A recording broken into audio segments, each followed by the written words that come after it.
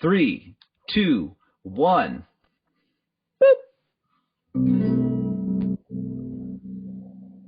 You're listening to The Pocket.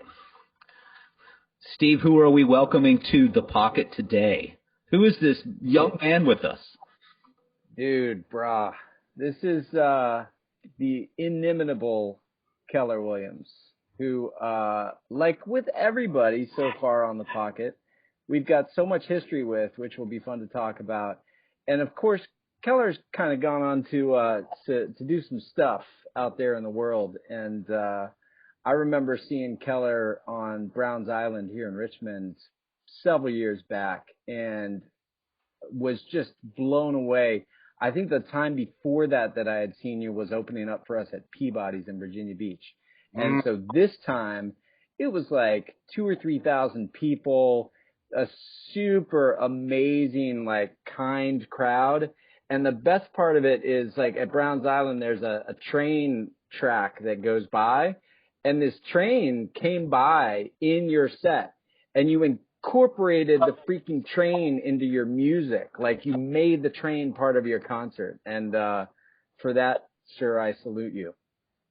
Thank you very much. I appreciate that, Steve. And one thing that's very, very important for your listeners to know about that said concert, it was free. So it was that's the beautiful part. Nobody paid a thing.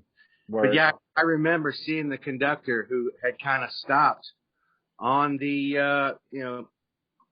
on the tracks, kind of looking over the big crowd of people, and I had a mallet cat, which is like a electronic vibraphone. You know, it's kind of like pads, but in the shape of a vibraphone.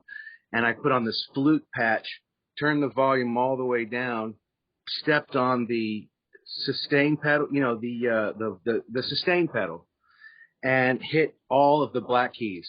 Ba-da-da-da-da-da-da-da-da. And then I took the volume and went, wah, wah, and it was the total horn.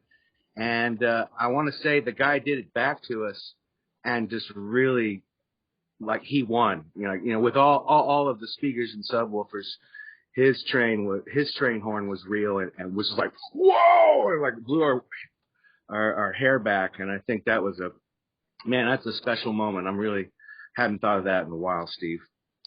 Word. Wow, let's put a pin in that spirit, because I want to get to the spirit of creativity and improvisation down the road. So for anybody who's just tuning in, mostly Keller right now, this is a lot of our network listening, but there's people who don't know you. You spent many, many years opening shows for us. But just tell us a little bit about yourself so we get to know who Keller Williams is. Well, I'm an Aquarius.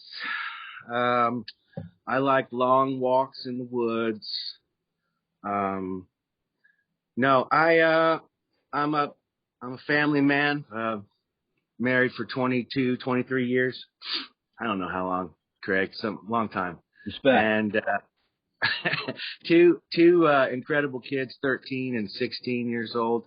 Boy, Cabell, girl, Ella, 16. She's driving. Doesn't quite have her license yet, but is driving mom and dad around a lot, especially late at night. And I am a working, traveling, performing musician. And that's basically me in a nutshell. Quite a nutshell. You're oversimplifying because there's so much to that nut and the shell. I mean, Steve will dive in on this too, but it was like you were such a great opener because, we were all – so you've been killing it on the road since we got off the road. I mean, I think that's a thing we should talk about. But wow, everything was on that 200 days a year.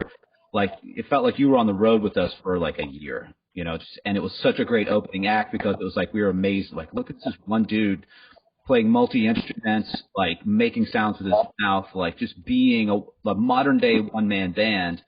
And then it was like we all went our separate ways. And then I started to reconnect with you when you were doing like WMDs, and we, like 20 years later, and all of a sudden it's like you just kept at it and you emerged as like a master musician where it's just like, oh, shit, Like Keller's in this whole different realm of rehearsal and musicianship and creativity and pushing it. So, I think some of the things we like to do is like ask some questions around this, but like, what are your early memories of working with us?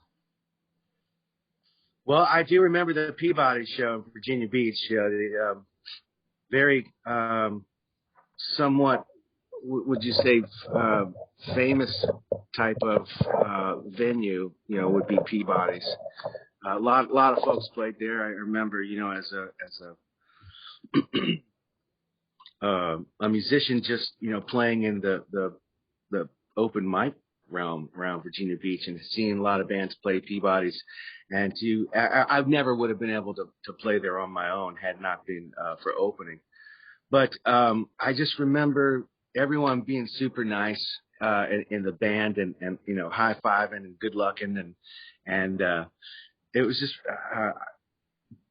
at that point the opening situation was always so great for me because it was just me and the guitar and a microphone, and bands liked it that they didn't have to ever move anything. And then I would incorporate, kind of covers and whatnot to kind of get the crowd that came to see the other band, interested, playing songs that they might recognize, try to bring them in. And then after my 45 minutes of trying to be heard, I get to dance to everything for the next 2 hours or whatever, and that was just a blast. That was the best part about opening for everything, was getting to see everything.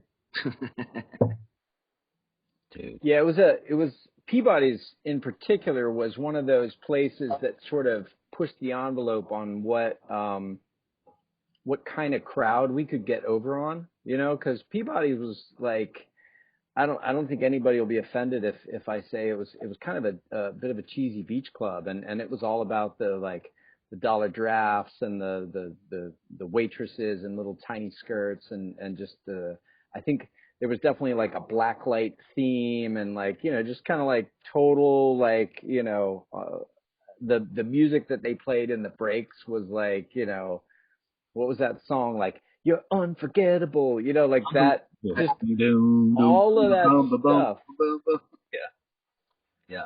And it was so funny for us because I think you're similar in that you're super malleable. Like you can do a lot of different things in a song, stylistically, song choice, all of that stuff. And we were the same way, that we could do, like, we had a lot of range. And so it was an interesting challenge to be in front of that crowd and to be like, okay, what's going to get over on these people? You got dudes that are in the Navy that are here, you've got people that are just trying to hook up. You got like the bar attendees that have been coming to this bar for probably like 80 years. You got like this real interesting mix of people and what's going to work, like what's going to get over on these people.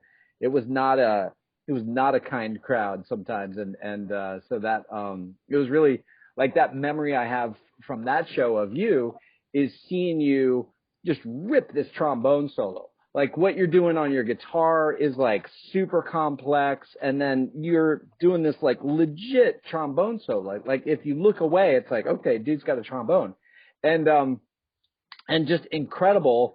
And then like kind of like pan out to the audience and you got these people like, well, that's interesting. Didn't really expect to see that tonight. So it's a testament, I think, to both of our organizations, like how we came up through that and like with that as part of like what helped us become, better musicians and better able to like connect with the crowd. Right.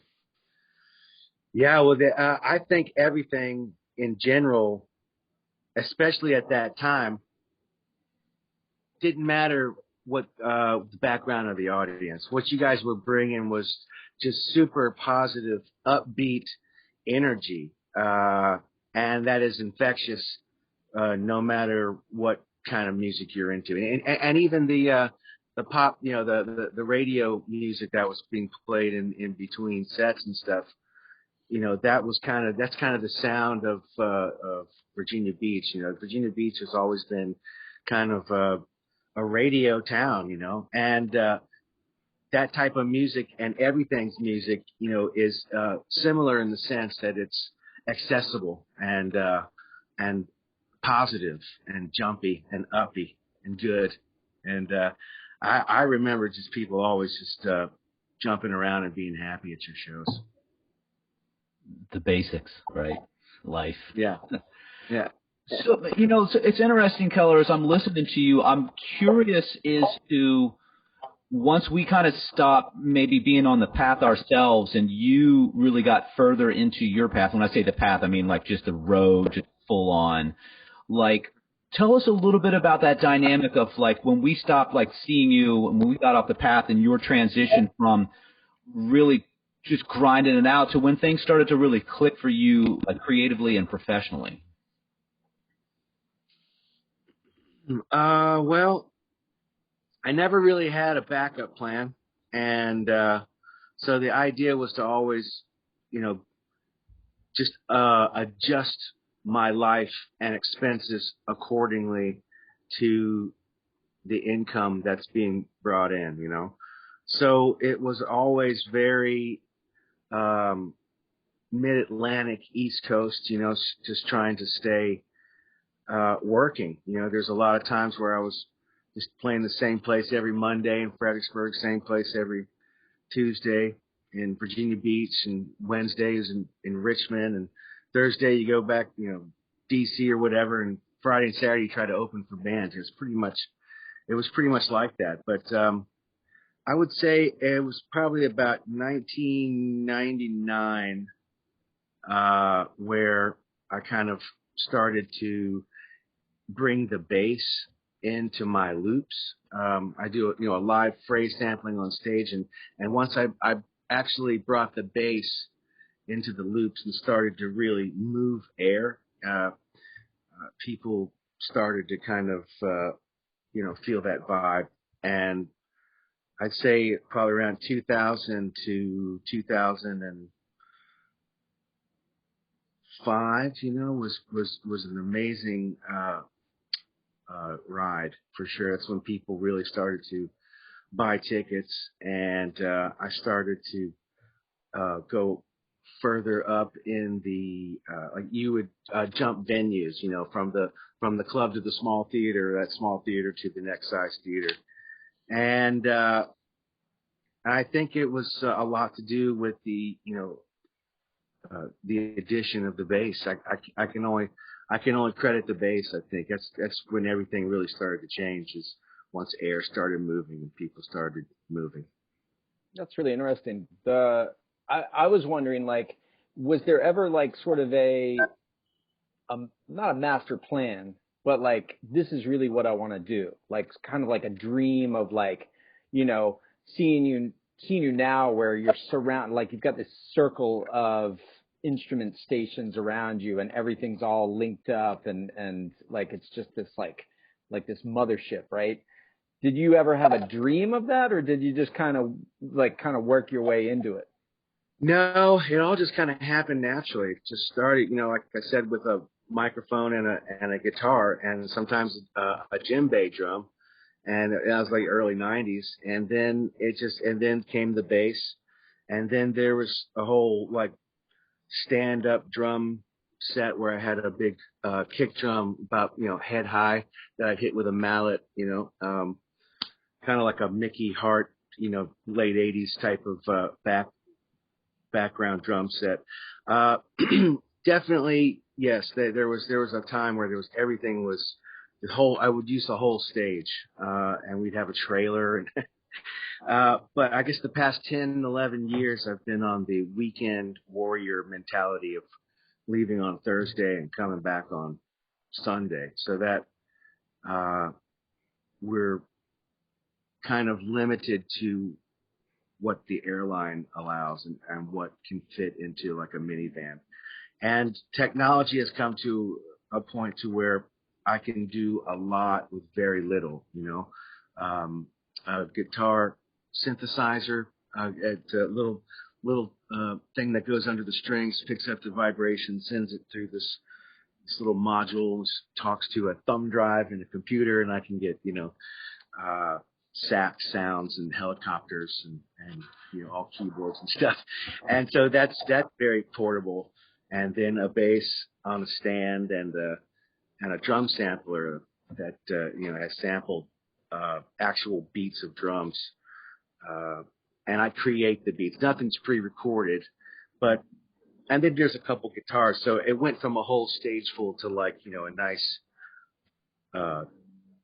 rug, size of gear.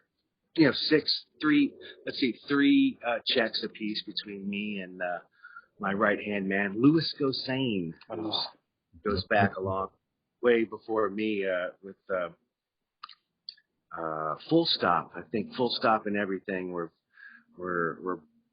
travel partners at some shows, at least the ones that I saw, I think. That he's been with me a long time, so he and I traveled together and each checked 3 pieces. So, we've definitely skimmed it down to be more accessible for the airline and the rental car. Yeah. Huge shout out to Lou Gossane.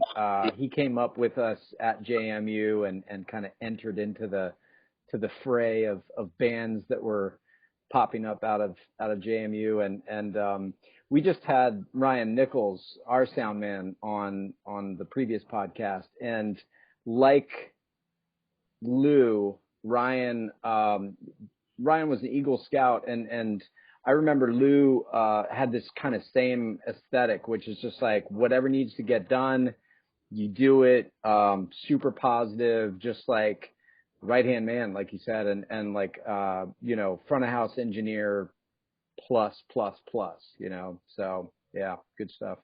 Or manager, travel agent, right. A master of, like you said, fixing anything. He'll whip out the soldering iron if he has to, and something's broken, it can definitely be patched up, at least for the show. I mean, he's very dependable. Count on that dude. Lou. There's a thread that you mentioned, Keller, about sustaining your path just by minding your P's and Q's, financially. And one thing that Ryan Nichols was talking about with Switchfoot, he's like, a lot of people ask me how do you stay relevant in the music industry? And he's like, the way you stay relevant is you are smart about what you're doing and you don't spend all your money, you are just disciplined in your path. And so it's interesting that you bring that up as well. And, everything, we were disciplined in our path, but, I can tell you I was one who was truly trying to be undisciplined, right? I was trying to be, So I want to use that as a bridge to talk about another thing that I observed is that, and especially, I was on stage with you this last October and we sang an REM tune and a Green Day song, and just rehearsing with you and just feeling how meticulous you are with the parts. An REM song is a lot more complex than that you initially think that you were hitting all those nuances. And also remember talking with Gib Droll when you were with the WMDs about how much you guys rehearsed, how meticulous you were with preparation. So talk a little bit about that, because, I think on the surface, there's a humor thing that you have and a lightheartedness, but underneath of that, there's this warrior's mentality with what you're doing. So I'd love to hear a little bit more about your feelings there. I definitely have a vision when I'm putting together something for the stage, I like playing with folks and making the folks I'm playing with feel comfortable. Especially doing songs that I know really well. It's tricky sometimes playing with someone you don't know, or you don't not necessarily don't know, but you haven't played with a long time, and you don't really know the material, and you're both kind of working out the material. But I just make sure that it's material that I know and feel really comfortable with, and try, for example, to get you to sing the part that you feel best with, and then me sing, like you said, the nuances underneath. And so that's really what I focus on. And I don't feel like it's a whole lot of rehearsal.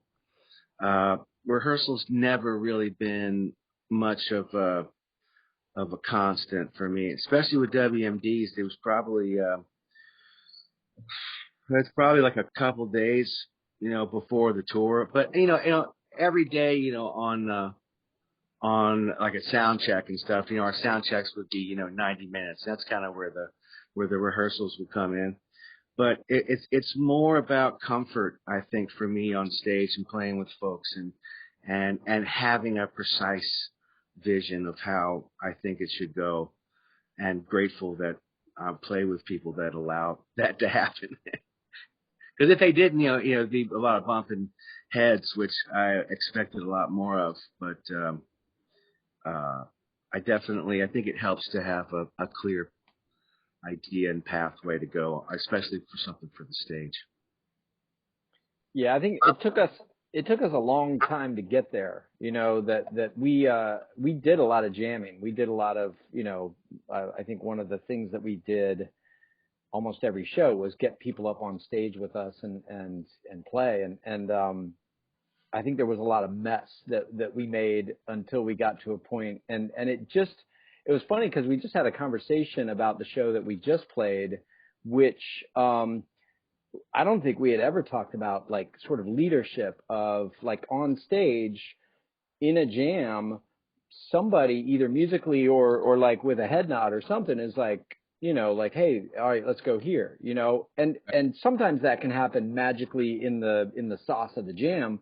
Right. But that if it doesn't, then like somebody's got to step up and lead and be like, hey, let's go, and otherwise it tends to meander and it tends to kind of like lose focus a little bit. But so that's a really interesting part that I think we're still like figuring out, Right.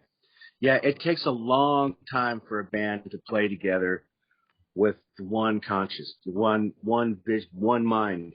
And some say it would take, a certain connection with a certain substance, Others say that you don't need that at all. But it's tough to have a band go places without someone kind of directing it. It can happen. It just takes a long time. I mean, a long time. A lot of time playing together in a basement.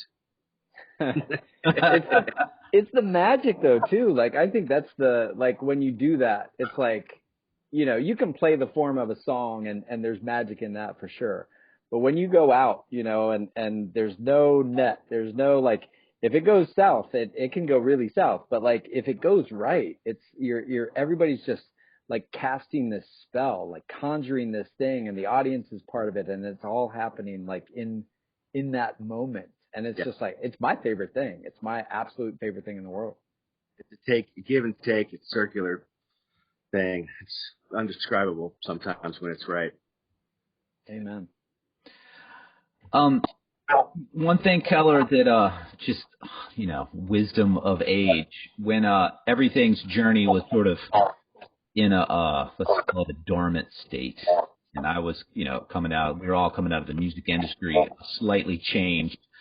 I remembered I was just really jaded about a lot of things, and I was at my parents' house, and they had a copy of our lifestyle video we made called Easy Living. Do you remember when we released that, Keller, at all, or did it go under your radar because it was really underground? Well, the lifestyle in was it the Richmond paper? What was it? No, it was. I'm sorry. It's like a just a lot of video footage on the road of early days of us, interspersed with a live performance at the Bayou, and it was called Easy Living. Oh, okay. Totally humorous. And I remember watching the video and like looking at how funny everything was and how so much was around humor with our band. And we actually have been talking about that recently, where it's just like, there's this humorous nature to our band that I think sometimes we didn't really lean into as much as, or at least acknowledge, because we were trying to be ambitious and serious and all of this stuff. You have a lot of that in what you do as well. Like, tell us how humor like works in your world and in your music.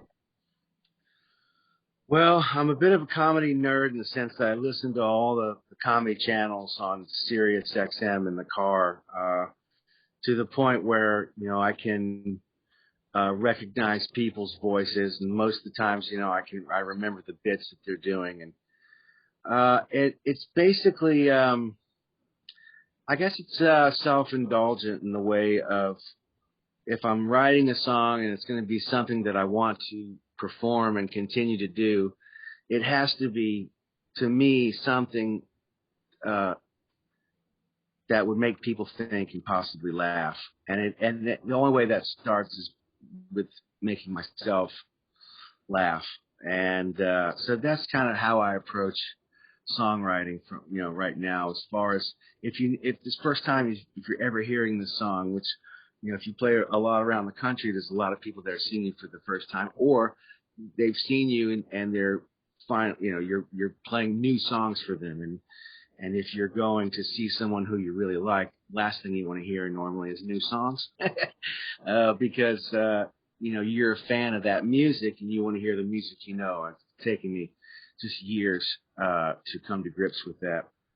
But if I'm springing a new song on folks, I want it to be memorable and funny and possibly something they could sing along to, which is a positive thing. And but it's not gonna.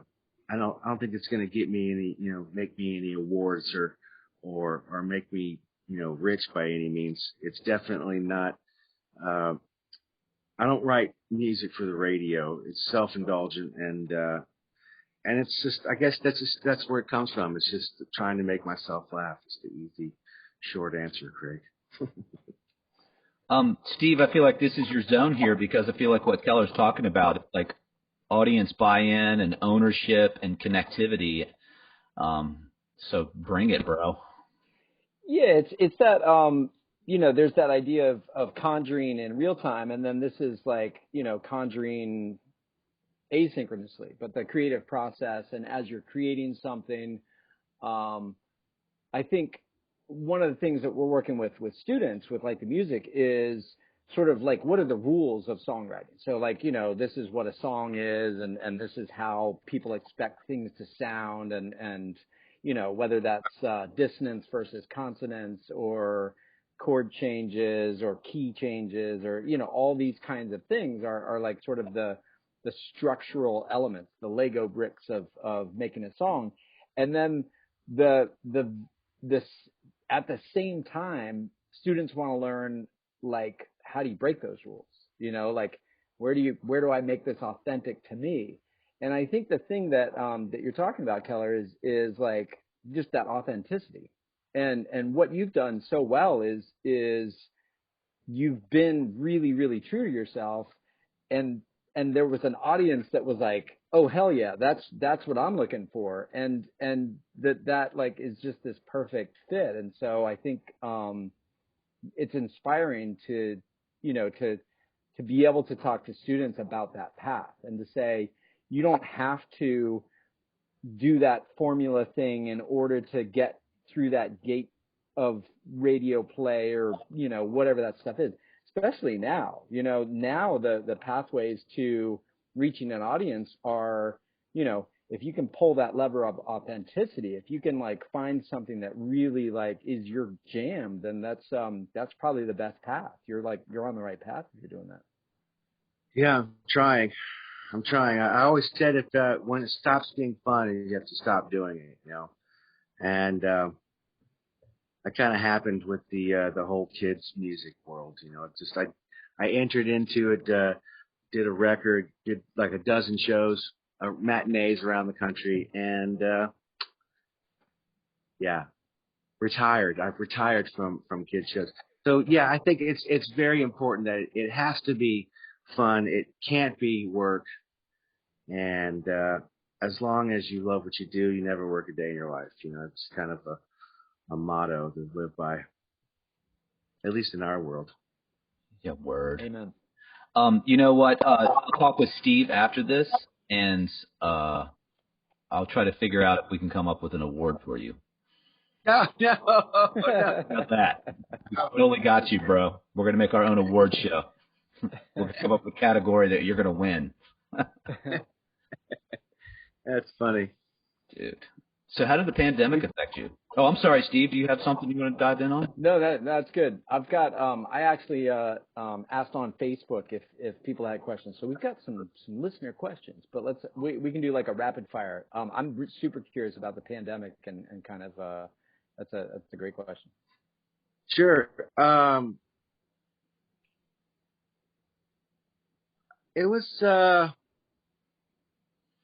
it was really interesting. It was very emotional with anger in the beginning, in the sense that, you know, I had shows that were sold, owners of venues that were wanting it to continue. You know, it's, I guess the March the 12th, I think, was the last show, and that was a Thursday. I think I flew home on Friday, and I had shows sold in Little Rock, Arkansas. It was Memphis on Thursday, Little Rock, Arkansas on Friday, and then I think Oklahoma City on Saturday. And all three shows did really well, and I was really frustrated to have to come home and didn't really understand the severity of the situation. I was the only act in the management company and the booking company that was actually working that night. Everyone had canceled, so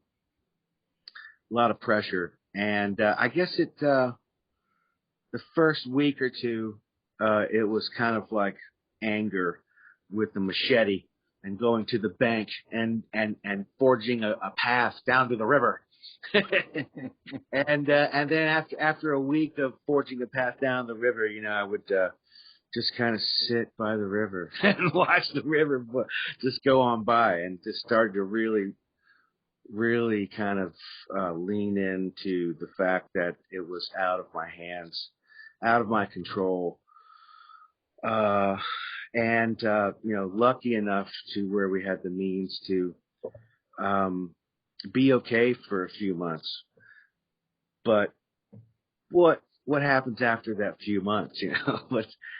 What if this is it? You know, it's just the whole mental world, at least for my wife Emily, who's amazing and is pretty much the brains behind the operation. I kind of like to think I work for her. You know, I'm just the talent. I go out and do the shows, and she does everything else. And so there's no real guilt, you know, when I'm away for 3 or 4 days on the weekends, because she, you know, sent me out there. But she worked tirelessly and just really stressed out for weeks on being there at the right place in the right time when the government was dropping the PPE grants and loans. And she definitely pulled off amazing feats that were given to us by the government. You just had to kind of be patient, know when and where to be at the right time, have all your paperwork in line. You know, it just took, you know, 2-3 weeks, 40-hour day weeks, just putting this together. And while I'm sitting by the river, you know, but yeah, so it was tricky, and we got on the live streaming thing as fast as we could, and did this thing called Live from Keller Cellar, and my basement is set up, and it started with just one camera, and then it turned. But I think in a year we did about 68 episodes, I think.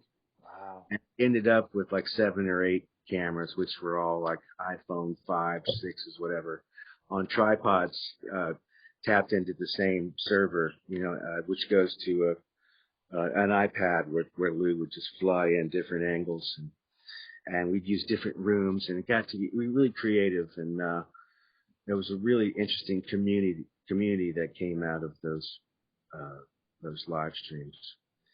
And I was lucky enough to be hooked up with a bunch of promoters and club owners that wanted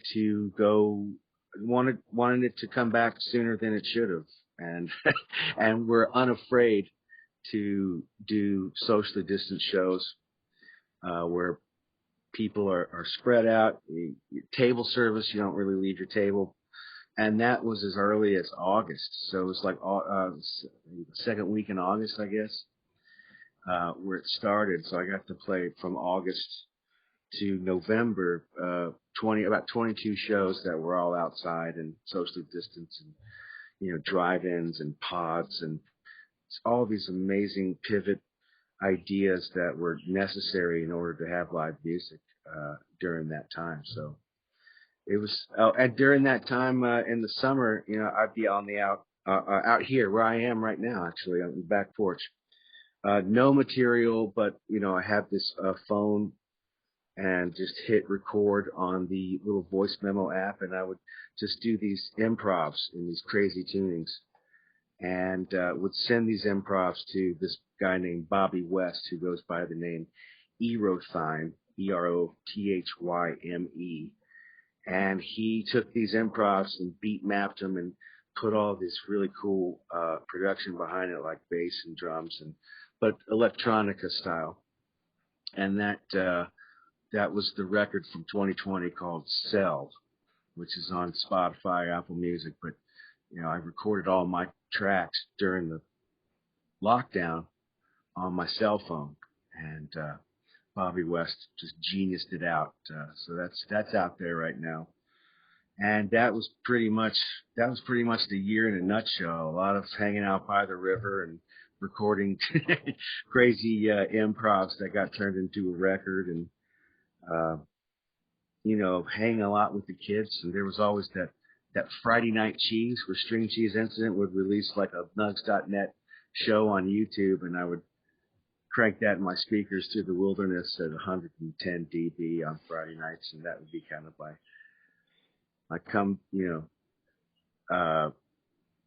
kind of shake the cobwebs out once a week at least, you know, the lack of live music. But I definitely leaned into it and kind of enjoyed myself. I gained a lot of weight. You know, I'm sure I'm more than many, but it's going to be really hard to shake the pounds that were quarantined. Indeed. Yeah, I learned a lot about self-care, because it was just like I didn't have any other option, you know, like that was just another piece of the like when stuff is happening and moving and there's lots of stuff to do, it's like, you know, you just do whatever you can self-care wise. But like when there's less going on, I found like opportunities to, like, you know, eat or drink or do whatever more instead of, you know, something else. And so like it was really like I had to kind of look at like, oh, okay, well, or I could, like, you know, do some yoga or whatever. But yeah, that it's really interesting coming out of this crazy time and sort of like, what do we want to hold on to, you know, from the pandemic times? Like I certainly enjoyed driving less, you know, I enjoyed spending more time with my family and some close friends, and being outside a lot more, and just like these things where, you know, coming back to, you know, I've got my vaccines now, and like I can do stuff and there's this freedom. But it's like a couple of, like, especially after we played, I had done a bunch of stuff up till then, and then we played for us, playing a show was like this monumental thing of like putting it all back together and the energy of that and all that stuff. Yeah. And I remember the week after that where I was just like, I don't want to do anything this week. I want to just, like, you know, be in my house and chill and you know, spend time with you know, my tight circle and all that. So it's interesting, like to look at that now and be like, well, it's a choice, right? Is it? I mean, it's not I don't think it's a choice. I mean, sorry about that helicopter there. It just seemed like it was really once in a lifetime type of thing. And yeah, I guess you can choose to live like that if you have the means, you know? Right. But yeah, that's, I mean, we definitely took advantage. So we looked at it as a once in a lifetime thing, especially with our kids being online. I had the only shows I played inside were these shows in Colorado, the Villar Center in Beaver Creek, and I guess it was booked like in November or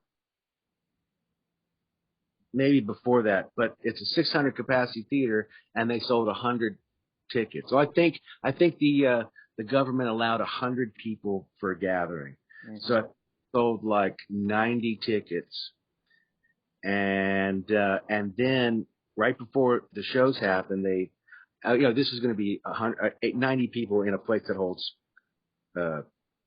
500, and then right before the government took it down to 50 capacity so we had 90 tickets sold, so we did 2 shows, like one at 7 or one at 6 and one at 8, and so it was like 6 shows. And because these shows were there, we have friends that have this condo, we just drove out to Colorado and stayed in Colorado for a month, waiting on these shows to happen.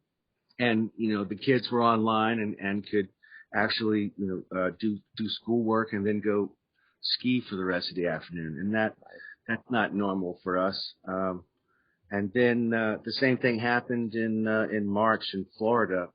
This March, when we were, I had shows booked down there at social distance. For some reason, they were doing social distance shows in Florida at this time. But then when you leave that show and you walk around, the bars are just full blown open, and it wasn't like, I don't know. People still like to go to social distance shows in Florida for some reason. So we lived down there for a month too, and near the water, and those are things that we never would have done that otherwise. And I imagine that's a once in a lifetime thing. We all like to think that we seem to have a handle on what happens in scenarios like this, like it can never happen again, because it was really a once in a life. Like no one understood, no one knew what was going on in the beginning, and it was really kind of exciting, but frightening in an exciting way. Indeed, yeah.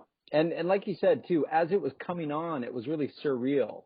It's like if like a hurricane warning or a tsunami warning or something, where you're like, is this even real? Like what? Like is this a bunch of hype? What is this? And then as it came on, and it became more and more serious, and like people were dying, and like like I made a decision not to see my parents for and for almost a year, which was crazy. They just live right up in Springfield, so it's not like we're far apart, but just stuff like that, which was hopefully once in a lifetime, right? Hopefully, yeah, in our lifetime. Word. Keller, this podcast probably is something that came out of the pandemic, because it's like just cycling through the BS, right? Saying, well, what am I putting down and what am I picking back up? And so just relishing in the relationship with the brothers of everything and playing music again, and relishing being together when we were in the rehearsal room and saying, hey, well, let's just start to have these conversations online and record them and, call it a podcast. Right. Perfect. It's, I found that during the lockdown, having some form of scheduling was very important, during the day, or else it could be like, hard to get out of bed, hard to get dressed, but force yourself to do things. And I think that so many podcasts came up during this pandemic, and I was never a podcast guy until the pandemic, and now there's several that I don't ever miss an episode. And so I think you guys are doing a great thing. It's a great positive thing. A lot of folks love the band, myself included, and I'm looking forward to seeing you guys again for sure. Steve, do you have rapid fire questions? Fan driven, hard hitting questions from our fans for young Keller Williams? That's right. We need like action news background music right now. And just to follow up on that, Keller, hell yes, I would love to do something musically with you. Oh, So we should definitely follow up on that. let's jam. Let's Yeah, rock it. 100%. All right, from our listeners, we've got Brad who says, "What's one of your favorite venues to play and why? Big venue and small venue." Two answers. Definitely Red Rocks. I've had the pleasure of playing there a bunch of times since I guess '99 was the first time I got to play it, and that was a 15-minute tweener, is what we called it. I was on a tour where solo acts would play in between sets, so I was the tweener. It's the first time playing Red Rocks. It was 15 minutes, 1999. So and then small venue. Wow, that's tricky. There's so many. The first one that comes to mind, just top of my head, would be the Lime Kiln in at Lexington, Virginia. Beautiful little amphitheater, and it's in Virginia. Wow, there's so many. Sheridan Opera House and Telluride. Yeah. The Birchmere, I've had some kind of magic nights there. That's in Alexandria, Virginia. Oh, the Tap Shack. Yeah. Tap Shack is great. Cool. All right. Kent asks, "What is inspiring you currently in music writing?" Ooh. Making myself laugh. Trying to focus on beats and lining up bass lines with beats so they become one. I think that's real sexy. I've been really focusing on that lately. Like, say a little bit more about that. What, like, give a musical reference. Like, what are you talking about there? Well, there's a lot of records that I've done all the parts, and sometimes I just get pretty free with the parts. You sure do. And so there's kick drums and bass lines going in, and a lot of times, they flow well, but I've been really kind of focusing on like tightening that down, the bass and the kick drum. Everything else can be going off, but just that, those beats are kind of locked in, and trying not to line it up digitally on the screen, trying to actually do it in performance in the studio. So as far as like a compilation or band type sound of songwriting, I guess that's not really songwriting. That's more studio production. But focus, as far as songwriting, focusing on more of the comedy, making myself laugh, I guess. And Word. It feels like the bass lines and the kick drums are important in songwriting somehow. Yeah, the power of that. And yeah, Craig, I remember we've had so many different, like, Nate has always been coming from like funk and, like R&B and just like the power of that. And then Craig was, as soon as Craig discovered dance music, and that kind of level of production and that, like, the science of all that stuff, and it was, things took a turn there. Keller, I sent them a text yesterday. I was just like, guys, I was Nate and Steve. I was like, look, guys, in full candor, I still absolutely love well-produced deep house music, and I'm listening to a set by John Digweed right now, and I listened to hours of it. Just so you guys know, I'm still in. Yeah. Don't forget the halftime in house music where you got this thing going, and then all of a sudden it's a very needed drop. Yes, absolutely. Got to drop. It goes. That's all I can say. That's my only advice. Don't just get locked in the ounce. Yeah. into some boom baps too. Mm. Boom bap. Unit synth is pretty good. All right, I don't know if this is a question. Tracy says, I believe he used to play in the Kenmore pub when I worked there, 91 to 93-ish. It's a little blurry, though. Okay. That's Kenmore pub? I think I might have done one gig there, but no. 91 and 93 was more like, where did I play in Fredericksburg? It was like Grapevine Cafe. I think there was the Sophia Street Station, which is now something else. It's been for 20 years. But yeah, Kenmore, I might have played there once. Right on. Was Irish Brigade in Fredericksburg? Absolutely. Irish was right there on Caroline Street for many years, and that became later on it became the Otter House, and that was something for a couple of years, and then it became a Noodle House. I'm not sure what it is now. Yeah, it's funny hearing Noodle House. How about that? Yeah, the oodles of noodles. Live from the Noodle House. Live noodle. The evolution of the clubs here in Richmond too has just been wild. Like the same joint was like 3 or 4 different names just in like the 90s. Right. All right. Last one. Pierce says, ask him about Tommy Bennett. They went to college together. Tommy is from Fredericksburg and is a great friend of mine. Yeah. Tom Bennett. Good guy. We had some great times together. Miss that guy. What's up, Tom Bennett? Right on.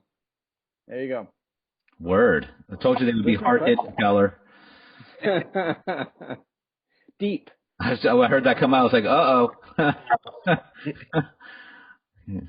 That guy stole my car when I was 8. You know. Hey, man, it's really great looking at you guys and catching up and remembering some good times for sure. Yeah. Thank you very much for having me on. Perfect. So much, man. Really, really awesome to kind of hear a little bit behind what you've been doing and kind of your thinking about it, because it's been really kind of amazing to watch your trajectory. It's been super inspiring, and just like the fact that you can do exactly what you want to do and that you've just been really successful at that is it speaks volumes to who you are and to the people around you that have helped you do that. Thank you. Yeah, the team has been great, and most importantly, the people that buy the stuff that I make.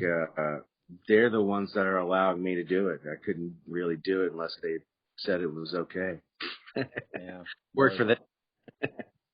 Dude. So one quick last question. I'm curious, like, what's next? Like, are you just kind of going back out and getting it on again, or is there any kind of different thing? You got collaborations, like what's happening? Well, I got a new record in the can right now. It's 8 original songs, and really excited about that. It's being mixed starting today, actually. Hopefully that'll be out by the end of the summer, in the fall. And it's back to the weekend warrior world. My next weekend off, I think, is mid-July. Or no, mid-September, I think it is. Yeah, September. So it's every weekend. Last weekend was a one-off. This weekend's a one-off. So it's not like, but they're all, everything's mostly flying.